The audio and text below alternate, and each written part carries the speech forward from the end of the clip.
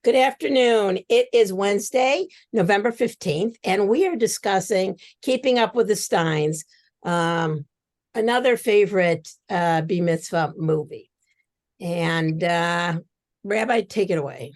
Yeah, and thank you very much for being here. I hope you got a chance to watch the movie. And as you know, we like to do these movies in pairs. So last week we were talking about you are so not invited to my bat mitzvah.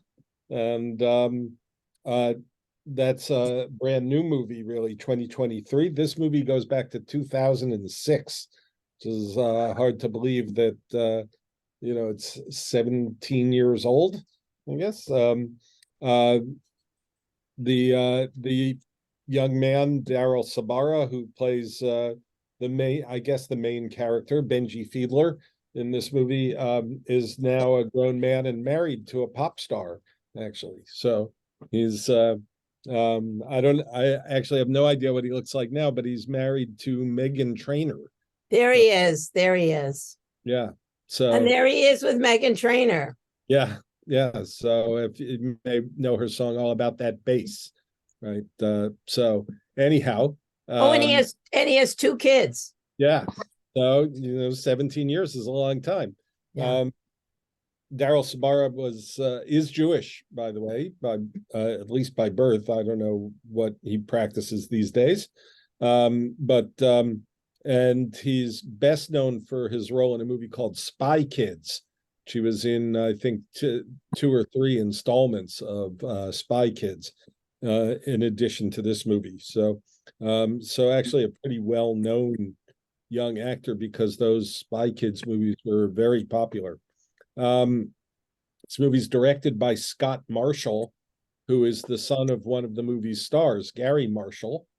I think a lot of people think that Gary Marshall is Jewish, but he's not. He just sort of comes off that way sometimes. But so this is his son, Scott. So one of the things we talked about last week's movie is that it's kind of a family affair with Adam Sandler and his wife and both of his children in it. I guess there's some of that connection to be made here as well, between Scott Marshall and Gary Marshall. So Scott Marshall was born in Los Angeles, the son of Gary Marshall. It's an actor and a director. Doesn't have the kind of string of credits that his father did, but continues to do solid work out in Hollywood. The screenplay writer is a guy named Mark Zakarin. As far as I can tell, this is the only script he's ever written, was Keeping Up with the Steins. So I don't know if that's because it's not what he really likes to do. But he seems to be kind of on the periphery of the movie business. I did notice that in the press releases for this movie when it came out, he got some very favorable notes from his cantor, who liked the movie. So clearly he's Jewish. And I think you could probably tell from the screenplay that you'd have to have had some experience in the Jewish community to write this story. Some of the actors, of course, are some very well-known folks. Some were already very well-known at the time, and others become perhaps more famous since the movie came out. Jeremy Piven plays the father, Adam Fiedler. He's made a career as a character actor, been in a lot of things, but at the same time that he was making this movie, he was actually a pretty hot commodity in Hollywood. He was co-starring in the HBO series Entourage at this time, where he also plays an agent, a Hollywood agent. But he's had parts in some movies that you may remember, Grosse Pointe Blank and Serendipity, among others. He shows up in a lot of things over the years. And he definitely has Chicago roots as well. His parents are very big in the theater scene here in Chicago. with the years, and so he grew up and got his first gigs here in the city. Gary Marshall, as I've already mentioned, is not Jewish, but plays Adam Fiedler's father in this movie, Erwin Fiedler. Um, Gary Marshall passed away in 2016, but a long history, an illustrious history in Hollywood television and movies, particularly television. I mean, he was the creator and creative force behind a lot of well-known TV shows. The Odd Couple, for example, adapting the Neil Simon comedy for television, was his idea. He was the creator of Happy Days, and extension the things that came out of Happy Days, Laverne and Shirley and Mork and Mindy, are all related to Gary Marshall and his production company. He got his start writing for the Dick Van Dyke Show, and the Lucy Show in television, and often appeared as a character actor in TV shows and then later in movies. And director of films, some of which are pretty well loved, if not considered to be classics necessarily. But he was the director of Beaches, for example, with Bette Midler. He directed Pretty Woman as well. And there's a little bit of overlap in cast here, actually, from Pretty Woman, which we'll mention in a minute. The bat mitzvah coordinator is an actress named Cheryl Hines. She's playing Casey Noodleman in this movie, and was probably not so well known back in 2006, but she's a lot better known today for playing Larry David's wife on Curb Your Enthusiasm. And she actually was born in my hometown, Miami Beach, Florida. So, and grew up there, where though she wasn't Jewish, she probably knew a lot of Jewish kids growing up. So, I thought you're going to say that, now that she's married to Robert Kennedy, whoever that, yeah, Robert Kennedy Jr. Oh, really? Yeah. I actually did not notice that, but Yep. I didn't notice it either. And when I found out about that, I thought she's gone off her rocker. Yeah, well, okay. Hey, who am I to judge? Some of the other actors and actresses in this movie, Jamie Gertz is Jewish. She plays Joanne Fiedler, Benji's mother in this movie. She also has Chicago roots. She was born here in 1965. I actually know her a little bit because she dated my roommate in Los Angeles back in the 1980s, when she was a very young starlet before she was playing mothers, right? So I've actually had dinner with her way back in the day. So, but she was she had parts in Twister. And if you remember a movie called Less Than Zero with Andrew McCarthy and Robert Downey Jr., so she's, worked steadily in Hollywood, but never really became a big star.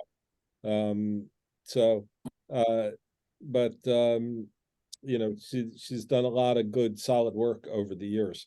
I want to mention Larry Miller, who plays the rival agent, the father in the first scene with the Titanic themed bar mitzvah, right, is Jewish, a stand-up comedian more than an actor, but he does have a pretty memorable small role in the movie Pretty Woman.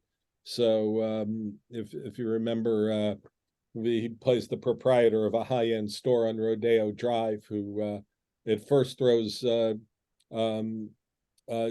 Julia Roberts out of the store, but then when Richard Gere comes in and greases his palm, it becomes a very different relationship. So he plays a lot of his character parts seem to always be these kind of sort of oily, smarmy kinds of guys, and he's that in this movie, and actually is I think pretty funny, in this film. And good Doris Roberts playing the grandmother.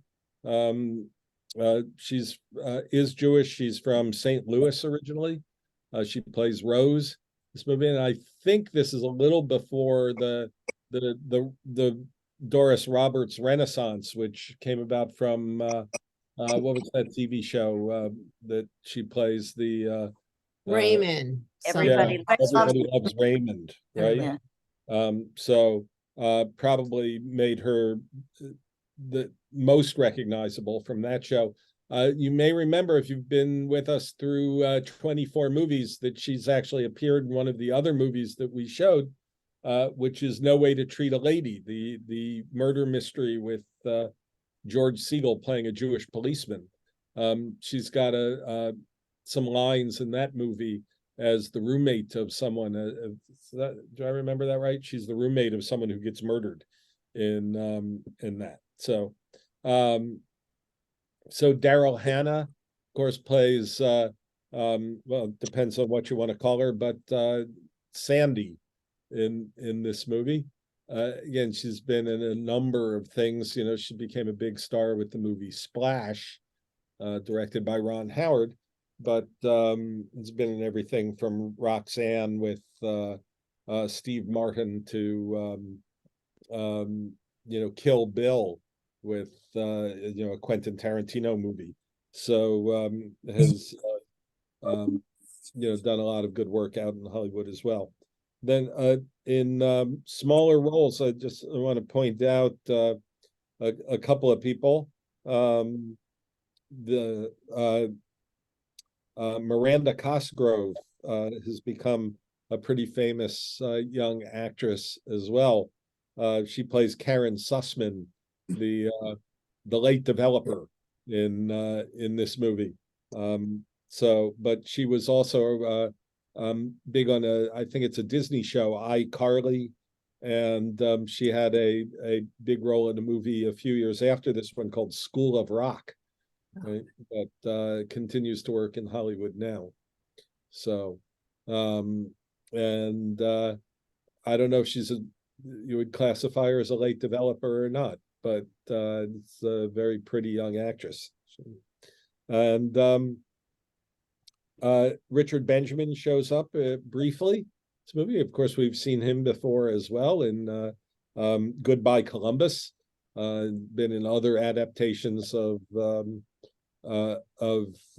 Philip Roth, like Portnoy's Complaint. Is also in Myra Breckenridge, Catch-22. He got his start and in a TV show with his wife, Paula Prentice. That was called He and She. I think. Was that what it was called? Yeah. But we've seen him in a few other things as well. So definitely from a Jewish family. And then as I mentioned, a couple of people who show up in small roles. One you probably don't recognize was Cantor Nathan. Is a guy named Jaron Lowenstein. He's actually won Oscars for music that he's written for movies. He has a band with his identical twin brother out, and I think you can see pictures of them, right? So, and so he's had musical success. He's not really an actor. So this is just a small part for him. But I went down a rabbit hole, and he's from the South. I was like, oh, he's not Jewish. He is Jewish. He went to Hebrew day school. Right. So yeah. He was pretty authentic. Yeah. Yeah. So he did all right. There is a technical advisor on the movie who's a Cantor Chaim Frenkel, who has an IMDb, the International Movie Database page, which means he's been the technical advisor on other movies as well. Right. So he's been the technical advisor on 3 or 4 movies with some Jewish content. So also appearing in this movie, the Klezmer Conservatory Band is the Klezmer Band at the end, which is one of the first bands to really bring back klezmer. They have a full-length concert film called A Jumpin' Night in the Garden of Eden with the Klezmer Conservatory Band. So if you're interested in hearing more of their music, you can find. I have. I think I still have an album of theirs, besides having a couple of CDs of their music. But they it's nice to see them show up in this movie as well, adding a kind of an authentic touch to it. Let's see, I don't think I mentioned Adam Goldberg, who shows up in one scene. He's the guy Oh, with yeah. road rage Yeah. in this movie. He had already been in, I think, several movies. He was, look, to film buffs, he was already a known name by this time, but he'd already appeared in Saving Private Ryan in a significant role, I think, in that movie. His sort of breakthrough movie is one of Richard Linklater's first movies, Dazed and Confused. Mm. He's in that. We saw him in Mr. Saturday Night. He has a role in that movie, the Billy Crystal movie. He's got a starring role, maybe a movie we'll get to one of these days, The Hebrew Hammer. Oh, yeah. Yeah. So he's an interesting character actor. And currently, I think if they're still making this TV show, The Equalizer, he's had a regular role on that show. Kind of the Banner role. But here in this movie, I think probably just as a favor to some people in the cast that he knew, including Jeremy Piven and some others who he was working with around this time. He appeared in Entourage for a while as well, I believe. And so he showed up and did a day's work as the road rage guy, who's uncredited, actually, at the end of the movie. And sometimes people are uncredited because they're unknowns and they're just extras, and later on they become famous, and IMDb notices that they were in a movie in such a small role that they don't get credits. Sometimes it happens in a different way. You're too famous to be listed as just a guy in the credits, to be an unnamed character. So I think that's the case here with Adam Goldberg. He was too big a name to actually put in the credits for an unnamed role, and not famous enough that you want to sell the movie by putting him in the credits. So an interesting in-between place here. What have I left out? Well, of course, Neil Diamond shows up near the end. By the way, if you go all through the film credits, you'll see that he's credited with the arrangement of Hava Nagila that he sings. And of course, Neil Diamond, great songwriter, Cantor O'Brien just recently did a whole program of Neil Diamond music, which I hear was wonderful. And not only did he arrange Hava Nagila for this, but he also was in the remake version of The Jazz Singer. One of the first movies we saw was the 1927 version, but he did the remake as the Cantor's son in that. And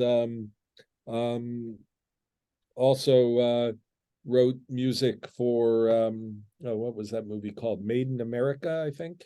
Yeah. Where he sings Coming to America. Coming to America. Yeah. So a fixture in the Jewish community, and certainly fun when he shows up in this movie near the end, right? So Ed Cantor, O'Brien's Sunday morning, he said, they asked him to do it, and it took like 2 days of filming to get the one scene. Yeah. So I noticed that for whatever reason, there's a lot of special credits related to Neil Diamond at the end of the movie. Of course. I don't know if you guys are all credits readers now that we've been studying movies together, but he had his own makeup person and his own hair person, and I'm not sure what that's about exactly, although sometimes, it looks like he's singing that song in the midst of a party with a lot of people around, but that may not necessarily be the case, right? Even the moment when he says to Rose, "Hi, Rose, Mom says hi." That's not a wide shot, right? That's kind of a close-up of him and then a close-up of her, so that they may not actually have been in the same place on the same day at the same time, which may explain some of those credits, right? That's one of the things that Um, movies are able to do. yeah. Right? Sue has her hand up for I a just while. want to mention one Okay. other strange credit, and then we'll get to Sue, which is just there's a point in the movie where the character Adam is watching film, supposedly of his own bar mitzvah. And if you look in the credits, you'll find out that the cousin Bobby footage comes from the Drescher family. It's actually Fran Drescher, right? So now a TV star in her own right, but now kind of a big star related to the Screen Actors Guild, and her role in the Actors Guild strike and its recent settlement. So just kind of funny that the some of the old Drescher family footage ends up in this movie, right? So, Sue? Well, first of all, I put my hand up when you were doing Jamie Gertz Oh, because yeah? I went to high school with her father. Oh, that's great. Well, I knew him in high school, Walter Gertz. Yeah. And it was interesting because when she started making a bit of a name for herself, among old high school friends, it was all getting circulated. Can you believe Right. what's happened to Walter's daughter? Yeah. It was big stuff. But Yeah. if you're going asking for opinions about the movie, I mean, Sure. I'll wait for that, but I can give you mine if you Please. want to hear it. We're ready for that now. So, everyone who was on the call last week knows I did not like that movie, Mhm. but I sure liked this one. Okay. And the thing I liked best about it, well, first of all, the guy who played Benji, I thought he was just fabulous. And I'm a big fan of Jeremy Piven anyway. Yeah. And I thought he did a wonderful job with his role. And the thing I think I liked best about this movie was that it focused on forgiveness. Yeah. And it really gave us a lesson in how important it is as a Jew to ask for and to give forgiveness.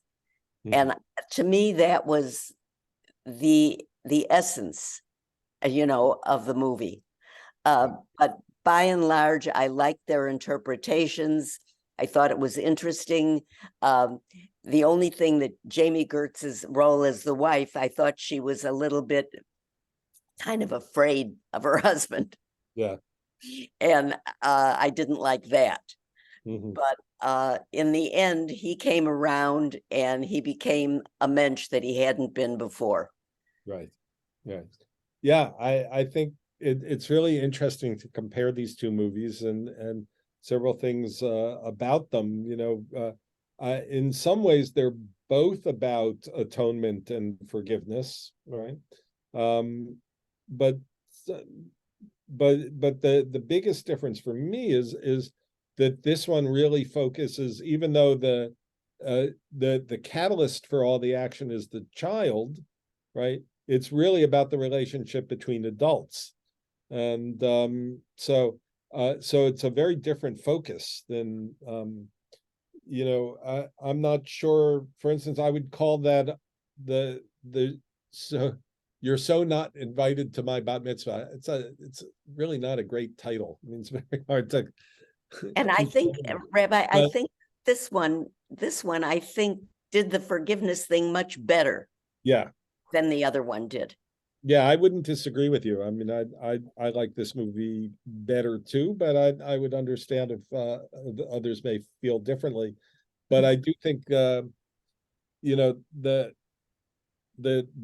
so you're so not invited to my bat mitzvah is really about the girls. It's really about the children and their relationship and their fight and their forgiveness.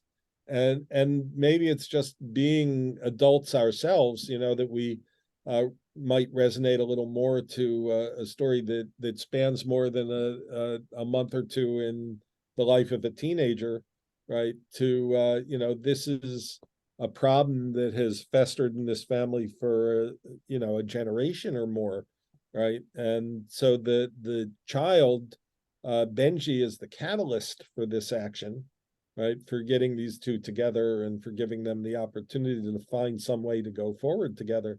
But he's not really the star of it, right? The center of it. I mean, it's much more of an ensemble piece. It's much more about the whole family, right? And the family interactions. I too think that Jamie Gertz's role is not it doesn't have the depth that it could have, right? I mean, she is. I will say I think she's, to start with, the voice of reason. It's the husband who gets carried away, and what it's going to have the bar mitzvah in Yankee Stadium, in Dodger Stadium, and has to outdo everything that his former business partner did, right? And she's not loving that idea, but she's not getting in the way of it either, and then but she is ultimately one of the voices of conscience in this movie, right? And talking about making it a little simpler, and then on board with her son and gets the whole thing changed. So sort of, you don't see the scene where she does it exactly, but and I think the movie might have been better had her role been expanded a little bit, but she is the one who makes the action happen in a lot of ways. We have Alice, then Linda. Mm-hmm. Yeah, I agree with a lot of what both Rabbi, what you said and what you said, Sue. I think this movie, Keeping Up with the Steins, was definitely much more accessible to us as adults. But I actually, after watching both of them, liked the Adam Sandler movie better. Yeah. I just thought it was so, I mean, I'm not a teenager, but I just, from having experiences with teenagers, I just thought it was much more authentic. I just thought it was a really authentic view of what it means to be a teenager. I enjoyed watching Keeping Up with the Steins. I laughed and I cried. I mean, I thought it was interesting, but I thought it was a much triter movie. It just was I don't know, the whole thing with Daryl Hannah and Gary Marshall. I don't know. I just thought it was, as I just said, trite, but I thought they both brought up, as Jews, I thought they both brought up very interesting ideas to talk about. Yeah. I think it's interesting that both of these movies start with a little bit of documentary footage of coming of age rituals in other cultures, right? Which may remind you of the scene in The Apprenticeship of Duddy Kravitz, when they hire the film director Denholm Elliott, playing the character, to film a bar mitzvah, and he comes back with these scenes of tribes in Africa and the manhood rituals of right. So I think it's interesting that in itself becomes a kind of a way of explaining. I think these two movies in particular, it's a way of trying to broaden out the appeal of the movie to show it to non-Jews. What is this really about? I mean, why are we having this thing, right? Both times played a little bit for laughs, but here the movie begins with some actual documentary footage. I don't think I wrote down the name of the documentary, but there's a credit for it in the end of the movie. But after seeing this about you send these kids out into the wilderness to survive or die trying, and the first line that Benji has in the movie is, "I wish it was that easy in my tribe," right? and then we get the cut to the cruise ship and the the way over the top bar mitzvah.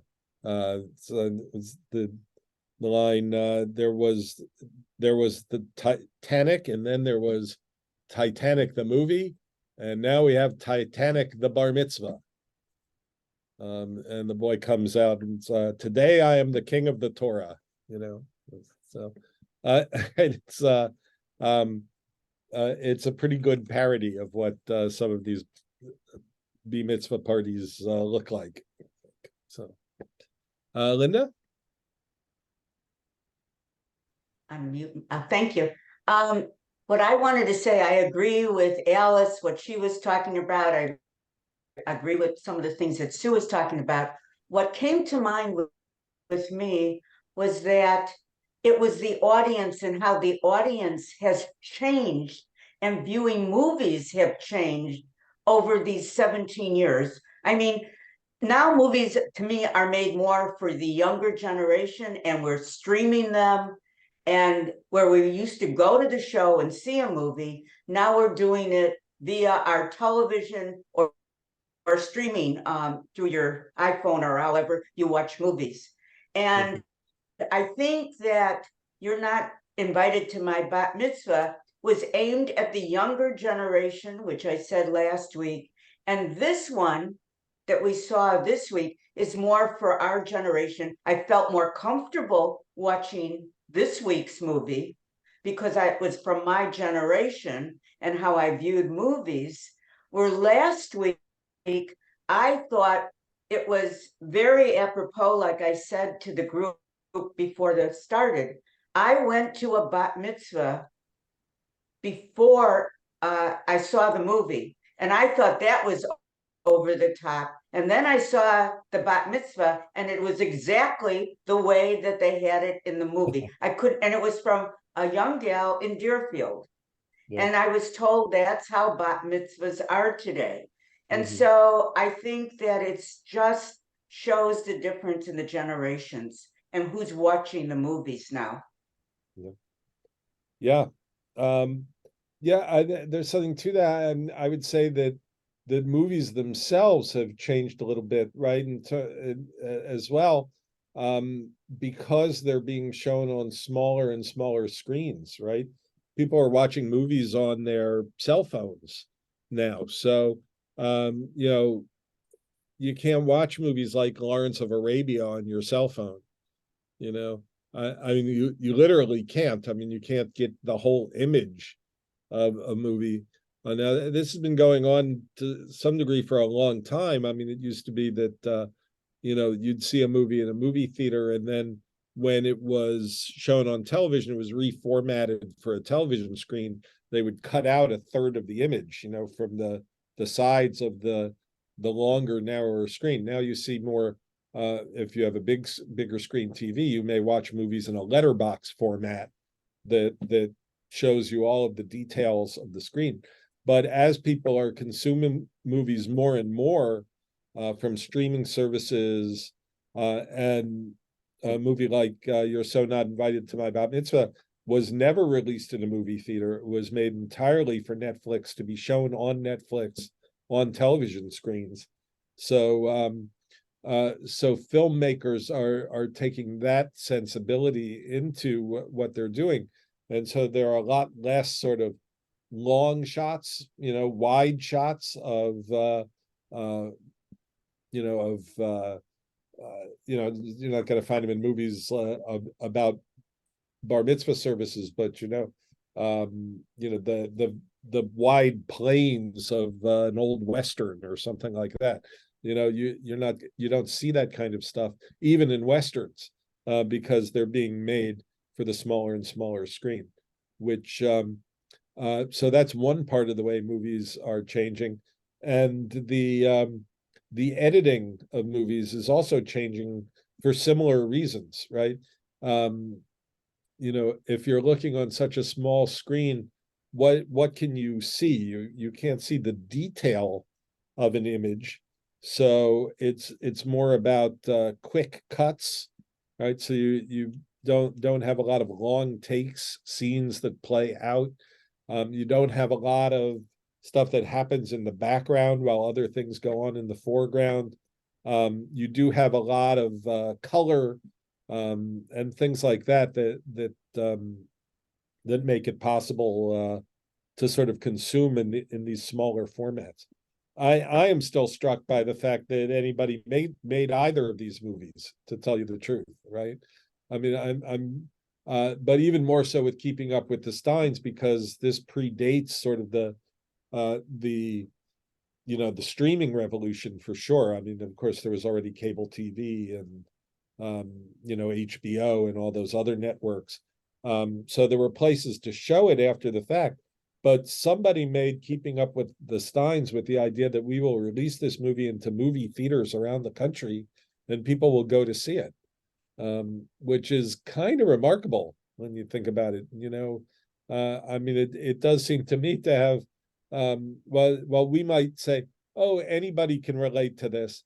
I'm not so sure anybody can relate to this movie, right? I think this is a movie made for Jews to go see. And we do go to the movies, but it's still the idea that someone was thinking, we will make this movie and we will make money making this movie is kind of remarkable. Think about it. Alice?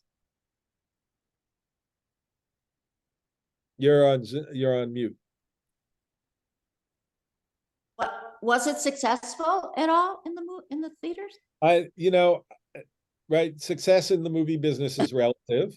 I believe the people who paid for it made back and made something, but right, everybody's aiming to be the Avengers. This was clearly not going to be, not intended to be, but so it was a minor success, let's say, right? I don't think anybody lost money on it. Okay. And for the people who worked on it, I'm sure they feel like they did something worthwhile, that it had some meaning for them, that they had fun doing it, I'm sure, but also that it has a moral center, right, and a moral point to it. So, as some for people who make movies, you don't always get to say that about your work. So I think that's a nice thing, right? As for the other one, made for Netflix, it's much harder to tell whether a movie like that makes money, right?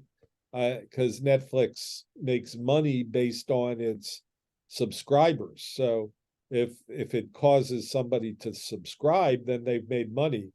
But otherwise, they measure success by how many people have watched it. But that doesn't actually change the financial structure of Netflix, say, right? And the people who made that movie got paid before it even started, right? Because Netflix paid them to make this movie. So, Adam Sandler has a contract with Netflix to turn out a certain number of movies at their expense, in the hope that they'll drive people to the streamer and become subscribers, right? So, but there's a little more room these days, I'd say, for on those streaming services for kind of niche movies and programming, right? So a show like a lot of us watched during COVID, Unorthodox. There's a place for that now, right? Where 20 years ago it might not have gotten made because how are we going to promote this? How are we going to get it out there, right? How are we going to make our money back? And now the streaming services provide that kind of a place, and they're hungry for content, right? Because there's so many of them, and they're trying to program 24 hours a day. Keeping Up with the Steins in some ways is more of a miracle, because it was still in the days of releasing movies into the movie theater and then getting the cable stations to pay you to be able to show them after the fact. So So kind of amazing still to me that we're able to find so many movies with Jewish content, frankly. It does say something about Jews in Hollywood. It does say something about Jews buying movie tickets. And it says something about our country that it's willing to go to the movies, right? Go to these movies. So there's a number of things that I'd point to. The role of the grandmother, I think, is an interesting one.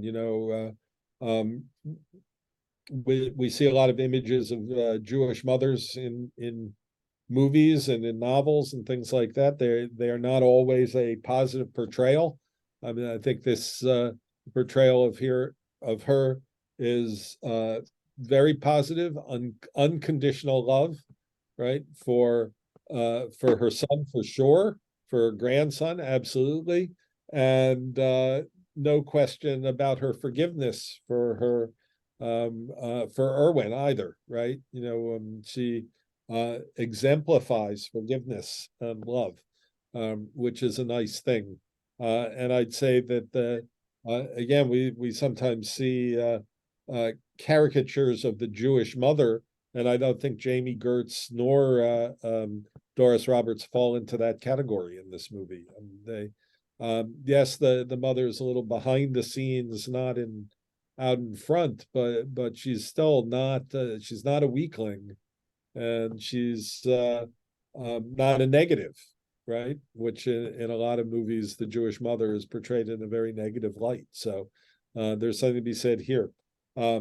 That said, we talked last week about one of the things that was truly unusual about You're So Not Invited to My Bat Mitzvah is that it is about a bat mitzvah, and that it portrays a Jewish woman rabbi. And that these things are relatively unusual still on screen. And so in that way, this movie, by having it be a bar mitzvah rather than a bat mitzvah or a b mitzvah, is playing it safe, maybe thinking about maybe some more traditional people might be willing to buy tickets to it, right? Because it's about a bar mitzvah. It does seem to be. I didn't look up at .ariel actually. I don't know if you did, Vanessa. The congregation where the scenes in the congregation take place. They are thanked at the end of the movie for the use of their building and sanctuary and things like that. It's not a congregation I'm familiar with, but I think it's a conservative congregation, probably in the LA area. But maybe it's still there, maybe not. But it's so it's a little more traditional in terms of the service. And last week we talked about, we actually saw the Torah and the reading of the Torah. You don't see that in this movie. It's all about his haftarah, not his reading from the prophets rather than a reading from the Torah, which again suggests a little bit more traditional bent in the service, right? So I'm on their website. It's not great, but he went to JTS, the Jewish Theological Seminary, so I'm going to say yes. It's okay, a conservative congregation, right? So nice of them to lend their facilities for the filming. As I recall, the one we looked at last week, the congregation is actually in Canada, right? So they went up. It was. Yeah. So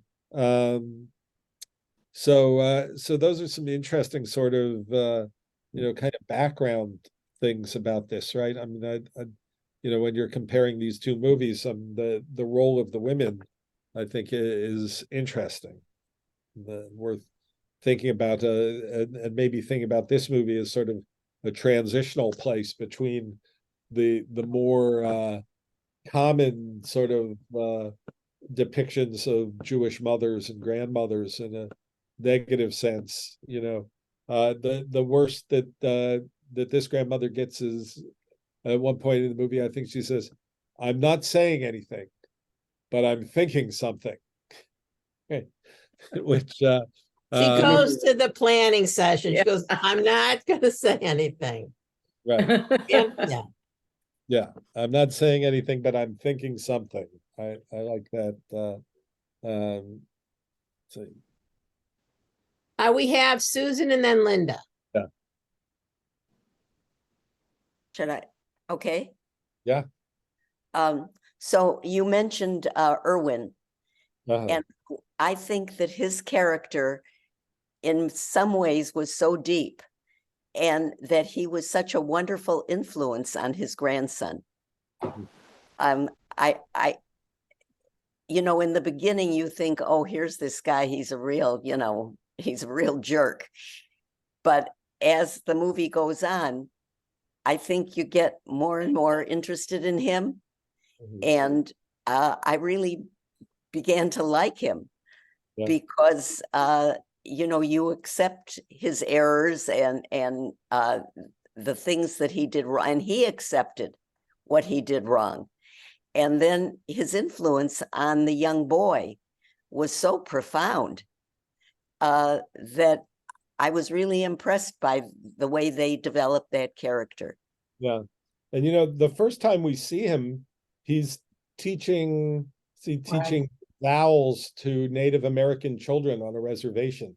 Right. So it's not a negative characterization. I mean, it's sort of you know, maybe an aging hippie kind of character, you know. But I mean, he does have a lot of the funniest lines and talking about, you know, he's teaching those kids the vowels and telling them that they're pronounced differently in different words. And I think one of the kids says that's not fair. He says, well, what do you expect from the white man? Yeah. Right. So you know, so we see him at the beginning. You know, he you know, we get to see that he has grown and changed from where he was, right? That you know, towards the end, I mean, he says to his son, he asks, he says, haven't you ever done something that was stupid, cowardly, and selfish, something that you just couldn't make right no matter what you did? Yeah. Right. So that's what he's carrying around. That's what he's asking for forgiveness for. And I do like his son's reply. He says, of course, I'm an agent. So, but and you know, sometimes movies, you know, wrap up this kind of family strife way too easily. I think this movie kind of earns what it gets to, and it doesn't quite get to, you know, everything's perfect and, you know, we've resolved everything, but, you know, they call a truce, right, for that day, you know, at least for that day, and Yeah. give some hope that they'll be able to go forward from there. But you know, that's, you know, I've said to families in the past, you know, you want one small victory, right? If you can just do one thing, you know, without causing strife, right? Take that one small victory and then maybe you can build on it. And I think this movie does that, you know. The Earl Backers, you've had your hand up. I Yes. just muted you. Go ahead. Thank you. Change was the big theme for me in this movie, and that's the thing that made it much, much better than the movie last week for me, because it only happened at the very end last week. Yeah. Here it was a process, and it was each character, some more, some less, but each character changed in his or her relationships with the other characters. And that to me made it believable, which I'm sorry, the movie last week to me was not believable. Yeah.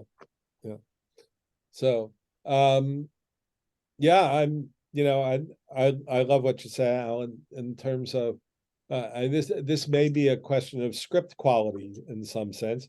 And I can understand why some might find this it's sort of more literary in a way. It's more satisfying in the sense of that it has this dramatic curve that we go through. The movie last week, I would say is more episodic in a certain way. It shows us this and it shows us that. It jumps around, but it doesn't really show growth. But here, this is more of called sort of a classic screenplay, where it presents the conflict and gradually solves the problem. So I think that it does have this kind of overarching structure that works.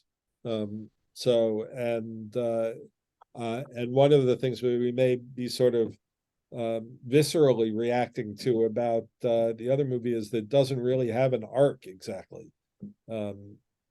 It has a bunch of scenes, right? The different ways of making movies. It's not necessarily to say that one is right is one is wrong. One may be on some levels more emotional than the other.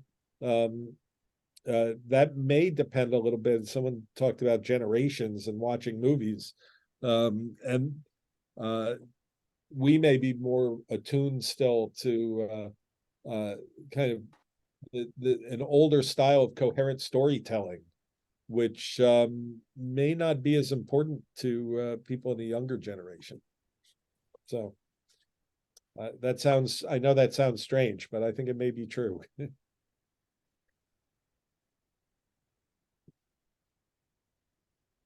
Yeah, Elaine? I've been fascinated with the relationship of Rose and her ex-husband.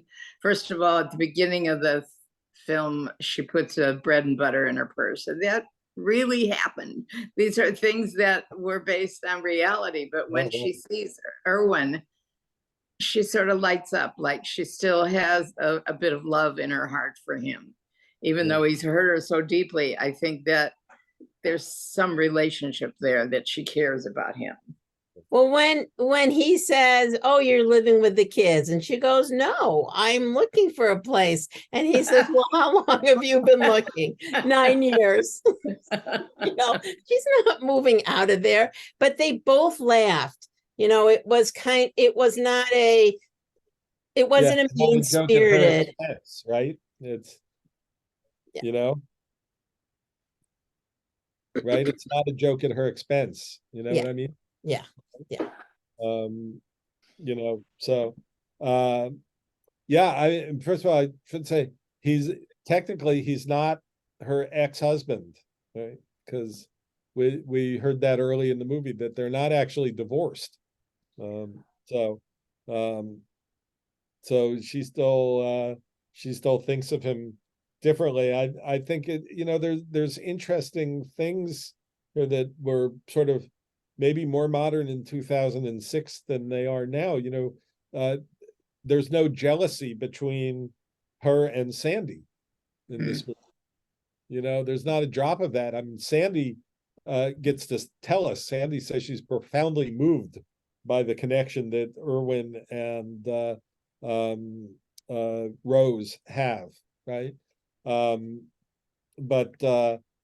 we also don't have any sense really of any jealousy between Rose and Sandy. That's maybe not sort of typical movie making, right? Or typical storytelling. So it's interesting that that they don't have that, it's also, I would say it's fairly common, in a movie like this, right? They would make Daryl Hannah into the trophy wife without a brain in her head, and she's not that. They have a little fun with her being a vegan and whatever, but she's responsible in some ways for Erwin's transformation. Right. And the Larry Miller's wife, who's obviously, it's the stepmother, she's more the trophy wife. And, they get to the bar mitzvah, they're the ones that had the Titanic, and they're like, what's the theme? What are they doing? Like they're trying to think, I'm trying to you figure know, it out. Larry Miller goes, is he so rich that they don't have to pretend that they're rich? I mean, it just kept going on. And then of course, when Neil Diamond comes out, you know, you can't top that. You just can't. That's right. But he does think they're doing Fiedler on the Roof, which is a Right. cute joke. But yeah, you know, I like in the in that scene, in the party scene, you know, there's is it the food, right? It's Grandma Rose's brisket. I actually wrote Right. it somewhere. I'm gonna you know, it's Grandma Rose's brisket, it's Mom's chicken soup, it's Irwin's stuffed dog derma. I'm sorry, Irwin's stuffed derma, and Sacred Feathers soy gluten kasha. Right. So but again, you know, there's a kind of an inclusiveness to that, right? They're all part of the family now, you know, and that's what Benji wants. That's what his theme is, right? His theme is Absolutely. becoming a man, Yeah. right? Realizing what that means. Yeah. The Erlbachers, you have your hands up again. Go ahead. Yeah, I was really annoyed with the father. And I almost wanted to say to him, you know, grow up. This is about your son. This is not about you. And my thought was, and today we would have said, you need to get into some therapy and let this all, you know, get rid of this anger that you're holding out against your father. And he finally did, reluctantly, I think, almost come around. I want to have some sympathy for him. I mean, I hear you, and you know, but and he does need therapy. There's no question about that. And I can also tell you there are plenty of times when I wish I could say as bluntly, you know, to somebody, it's not about you, right? This is about your kid and what your kid needs and stuff. But I do want to have some sympathy for him. I mean, he is deeply hurt by you know, you can't really sugarcoat what his father did. I mean, walked out on his life, right? So you know, the conversation that they finally have, you know, where it's I think there's some really you know, some really good and thoughtful language in that. You know, where he talks about him, pain doesn't magically disappear, right? I think he says to his father, and I think that that's right. It doesn't magically disappear. I'm, you know, you have to make choices to make it right, to make it work. And so again, it's not so much that these two come to a complete agreement and it's all tied up so neatly. It's that they have a start, right? That they have, Right. and I think that's so I would say if you don't portray his deep hurt earlier in the movie, you don't get the payoff when they come together at the end, right? So that's part of the dramatic structure. But yeah, he's working through a lot of hard stuff. And when Doris Roberts says to Gary Marshall, you know, when he was saying, I couldn't be a salesman, those jobs are dead end or whatever. And she said, look, those fathers, you know, they were earning money and they lived with their families. And I thought it was just a good conversation. Yeah, isn't that the language? She says they were making sacrifices. Right. You know, something that he didn't do. Right. So, you know, in the end, the movie is about forgiveness. That's right, letting go. But it doesn't mean that those things go away immediately, even if your 13-year-old son wants you to come back together, it doesn't quite work that way. Yeah. Okay, we have to end. So We do. yeah. It's good to see everybody. Adult enrichment this Sunday. It's a field trip. There's a bus. If you need more information, please email me. And there's just a lot going on. And then we are off, we're never off for Shabbat, but the weekend of Thanksgiving, there's not classes next week, etc. So, but we'll see you in 2 weeks. Another movie that deals with a young person, but quite different than this one, The Diary of Anne Frank from 1959. Take care. We'll see you then. All right. Bye-bye. Thank you.